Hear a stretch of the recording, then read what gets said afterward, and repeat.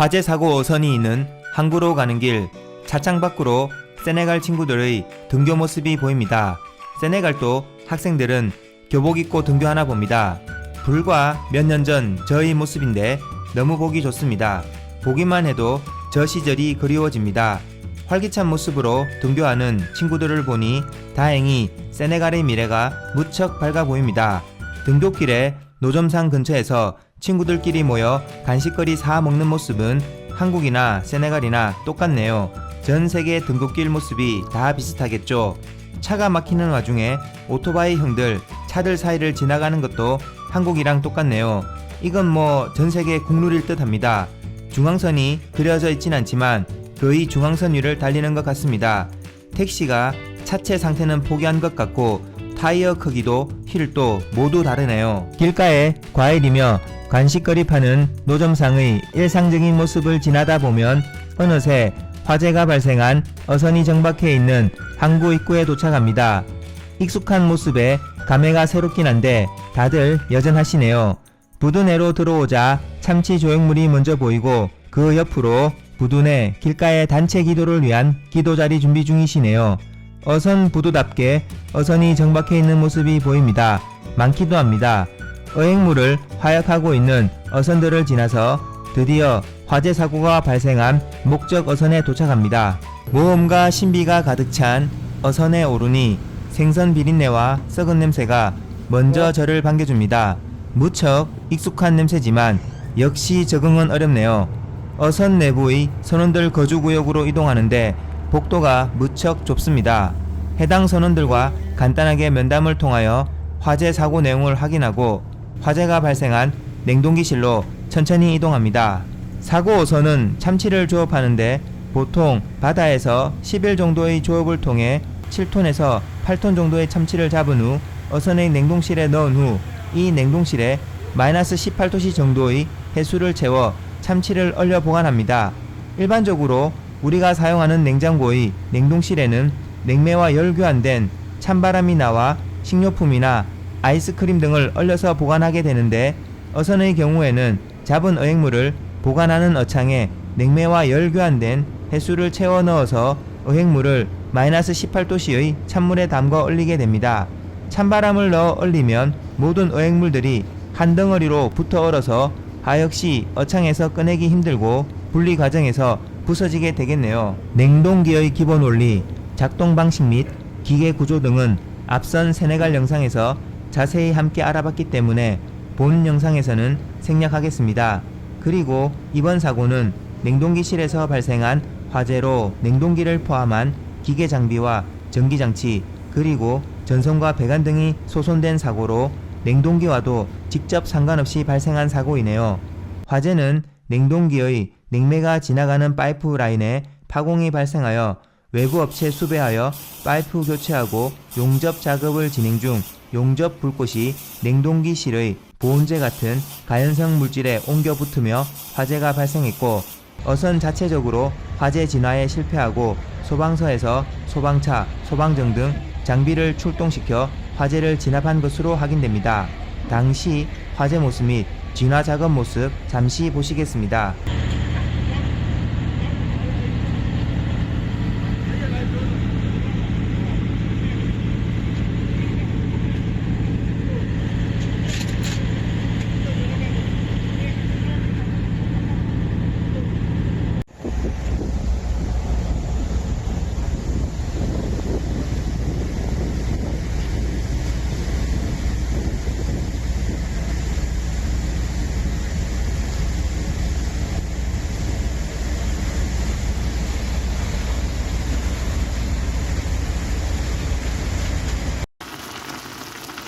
라면은 역시 외국에서 그것도 배에서 먹는 라면이죠. 물론 가장 맛있는 라면은 여친이 집에서 먹고 가라고 하는 라면이지만 라면 먹을래요? 라면 또 먹었으니 잠시 일하는 척이라도 해야겠죠. 용접 작업 중 용접 불꽃이 가연성 물질에 옮겨붙어 직접 화재가 발생한 냉동기실의 모습입니다. 깔끔하게 모두 태워 먹었네요. 요구되는 냉동 수요에 따라 운전되는 수량이 달라지는 냉동기 압축기가 총 5대 설치되어 있고 반드시 함께 설치되어야 하는 복수기와 증발기를 포함한 각종 파이프라인과 전선 등 냉동기실에 설치된 모든 기계장치와 전기장치 및 파이프라인 등의 구조물은 고민이 필요 없을 정도로 타 버렸네요. 매캐한 화재 냄새에 숨 쉬기가 불편하고 머리가 띵하고 아픕니다. 화재 냄새도 심하게 나고 머리도 아픈데 완전히 전소한 상태라 뭐 더 볼 필요도 없겠네요. 빨리 여기를 벗어나기로 합니다. 케이블이랑 플라스틱류가 많은 곳은 화재 소손 상태가 더 심각하네요. 냉동기실 밑으로 이어진 통로를 따라 내려가면서 화재로 인한 손상 상태와 범위도 더 확인하고 냉동기실에서도 벗어나기로 합니다. 냉동기실에서 통로로 내려가는 부분에 설치된 각종 파이프라인과 전선 등 각종 설비는 화재의 영향으로 심하게 소손된 상태입니다. 통로 양옆으로 각종 파이프라인과 전선, 모터 등 전기, 기계 설비들이 무척 복잡하게 설치되어 있습니다. 여기 내려오니 화재로 인한 매캐한 냄새는 더 이상 안 나서 살만하네요. 저 앞에 어둠과 절망의 터널 끝에 마침내 만나는 한 줄기 희망처럼 밝게 빛나는 기관실이 보입니다. 이런 게 희망이라는 걸까요? 어선 선저에 설치된 연결 통로를 지나서 드디어 기관실에 도착합니다. 기관실만 와도 그 화재로 인한 매캐한 냄새가 없어서 살만하네요. 다행히 기관실은 화재로 인한 영향이 전혀 없나 봅니다. 어선 추진을 위한 주기관, 전기 생산을 위한 발전기 및 기타 기계 장치들이 모두 손상 없이 정상 운전 상태로 있네요. 비록 화재는 발생했지만 발전기 정상 운전으로 전기가 생산되어 선원들 숙식 등 당장 어선 유지에는 문제가 없겠습니다. 물론 참치 조업해서 돈 벌어야 하는 배가 냉동기 고장으로 운항을 못해서 더 이상 돈을 못 벌면 존재의 이유가 없긴 하지만요. 드디어 햇살과 바람이 있는 어선 갑판이 밖으로 나왔습니다. 어선 가운데 놓여있는 어망을 타고 넘어 엄청난 양의 어망이네요. 외부 작업자들이 용접 수리 작업을 진행한 선박의 뒤편으로 이동합니다. 저기 어선 상갑판의 철판을 잘라낸 곳이 보입니다. 팬을 설치하여 냉동기실 안쪽으로 바람을 넣고 있네요.